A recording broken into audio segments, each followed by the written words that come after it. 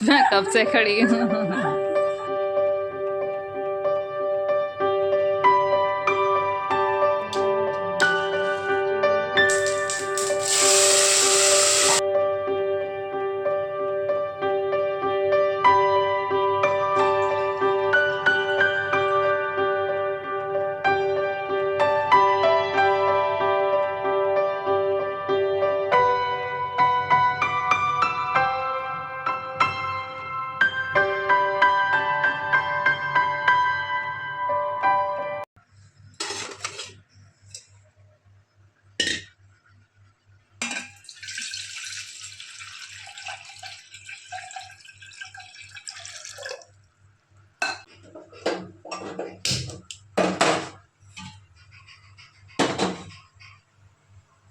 Hello everyone, welcome back to my channel. तो कैसे हो आप सभी? आई होप आप सभी अच्छे होंगे, ठीक-ठाक होंगे और अपना अच्छे से ख़्याल रख रहे होंगे और आप सभी को हरे कृष्णा, राधे-राधे।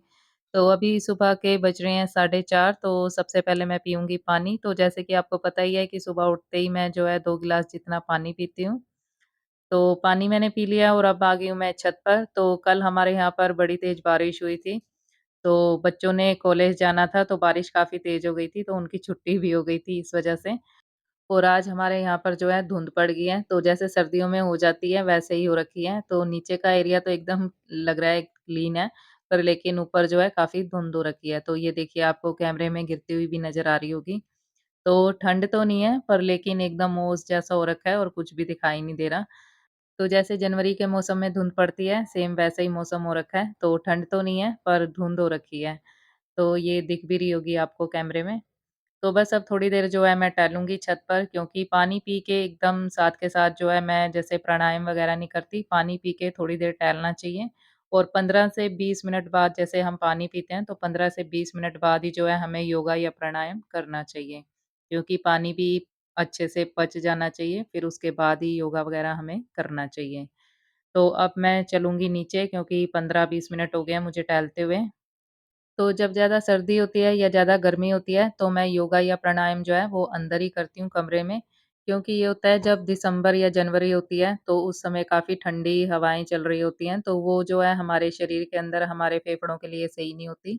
तो इसलिए जो है मैं प्राणायाम फिर अंदर ही करती हूँ, योगा भी।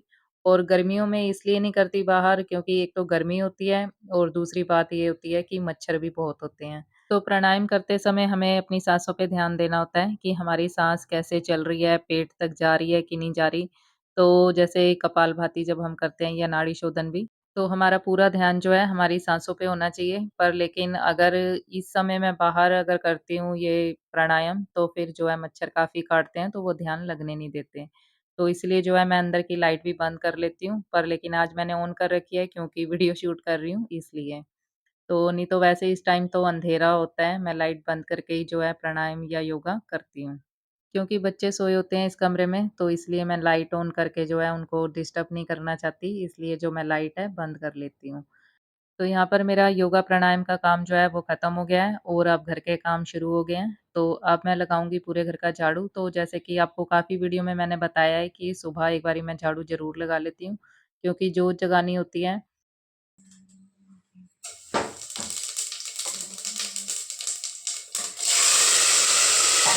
और अब नहा के अच्छे से तैयार होके मैं आ गई हूँ रसोई में, क्योंकि अभी पूजा तो मैं थोड़ा रुक के ही करूँगी, पहले बनाऊँगी बच्चों के लिए टिफ़िन। तो आज मैं बच्चों के टिफ़िन के लिए बना रही हूँ आलू और सोयाबीन की जो बड़ी होती है उसकी सब्ज़ी। तो तेल अच्छे से गरम हो गया था, तो तब मैंने इसमें जो है जीरा और हींग डाल दी थी और कद्दूकस करके टमाटर, अदरक वो भी डाल के, और जो भी रेगुलर मसाले होते हैं जैसे रोज़ के डलते हैं सब्ज़ी में, वो मैंने इसमें डाल दिए थे। जैसे कि नमक, मिर्च, हल्दी और गरम मसाला भी मैंने साथ के साथ डाल दिया था और पिसा धनिया भी। तो अब इसको अच्छे से मिक्स करके और अब इसमें मैं डाल दूँगी पानी। तो काफ़ी दिनों से मेरा मन कर रहा था ये सोयाबीन वाली जो बड़ी की सब्ज़ी खाने का, तो आज मैंने इसको बना ही लिया, क्योंकि सोयाबीन की जो बड़ी है मैंने काफ़ी टाइम से मँगा रखी है, तो मैंने सोचा चलो आज यही बनाते हैं।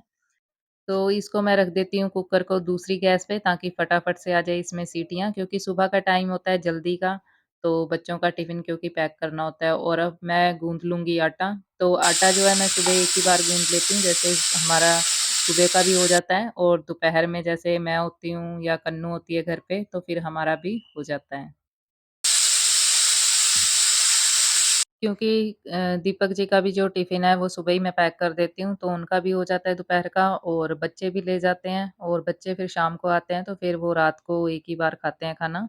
तो सब्ज़ी बन गई थी, तो मैंने सबसे पहले गोपाल जी के लिए निकाल ली थी, सब्ज़ी भी और रोटी भी और अब मैंने अंजलि का टिफ़िन भी जो है पैक कर दिया है, मतलब कि सब्ज़ी डाल दी है टिफ़िन में, तो ठंडी होने के लिए रख दी है क्योंकि जब ठंडी होगी तो तभी जो है मैं इसका ढक्कन बंद करूँगी। क्योंकि सब्ज़ी जो है अभी एकदम गरम है, तो अगर ऐसे ही मैंने टिफ़िन बंद कर दिया, तो सब्ज़ी जो है खराब हो सकती है। तो इसीलिए जो है मैं थोड़ी देर डब्बी को पानी में रख देती हूँ, जब वो ठंडी हो जाती है, फिर मैं जो है ढक्कन बंद करती हूँ। और रसोई का मेरा सारा काम हो गया और अब मैं आ गई हूँ अंदर, तो यहाँ पर अभी कन्नू तैयार हो रही है, तो इसकी जो है मुझे अभी कंघी भी करनी है। तो सबसे पहले जो है मैं सूरज देवता जी को जल चढ़ा आऊँगी क्योंकि जब तक ये तैयार हो रही है, तब तक मैं जल चढ़ा लेती हूँ।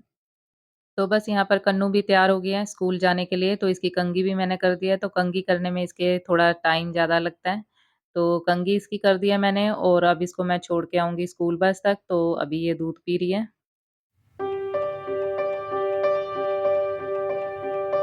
वो मैं कब से खड़ी हूँ।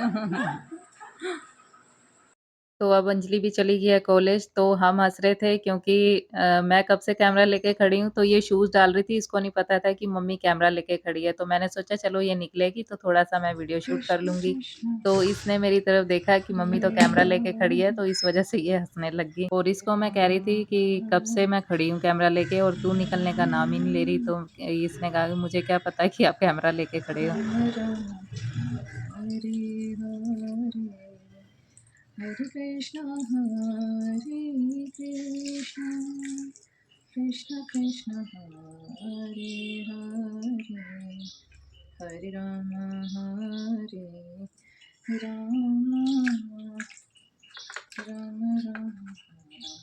हरे हरे कृष्ण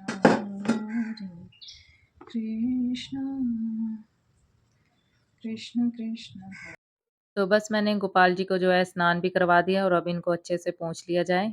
और अब बात कर लेते हैं राधा रानी की। तो राधा अष्टमी भी आ ही गई है, यानी कि 10 तारीख की राधा अष्टमी है और राधा अष्टमी वाले दिन भी जो है व्रत रखा जाता है। जैसे जन्माष्टमी का व्रत जब हम रखते हैं जैसे, वैसे ही राधा अष्टमी का व्रत भी रखा जाता है।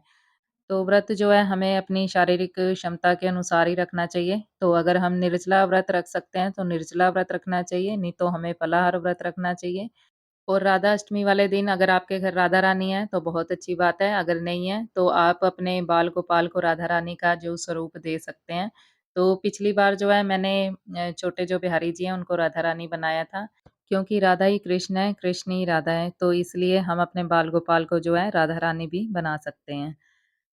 और राधा अष्टमी वाले दिन राधा रानी को जो है अरबी का भोग लगाया जाता है, तो आप अरबी की सब्ज़ी बना सकते हैं, अरबी का स्नैक्स बना सकते हैं या फिर अरबी की जैसे कोई भी चीज़ आपको अगर अब आती हो बनाने तो आप राधा रानी को उसका भोग लगाएँ, क्योंकि अरबी का भोग हरे ज़रूर लगाया कृष्ण जाता है राधा अष्टमी वाले दिन राधा रानी को। या फिर आप कृष्ण दही वाली अरबी भी बना सकते हैं, कृष्ण तो कृष्ण काफ़ी टेस्टी वैसे बनती है। हरे हरे हरे राम। तो बस यहीं तक थी आज की ये वीडियो। उम्मीद करती हूँ आपको वीडियो अच्छी लगी होगी। अगर अच्छी लगी है तो लाइक, शेयर और सब्सक्राइब ज़रूर कर लीजिए मेरे चैनल को और कमेंट बॉक्स में अपने अच्छे-अच्छे सुझाव देना बिल्कुल मत भूलिए। मिलते हैं नेक्स्ट वीडियो में, तब तक के लिए हरे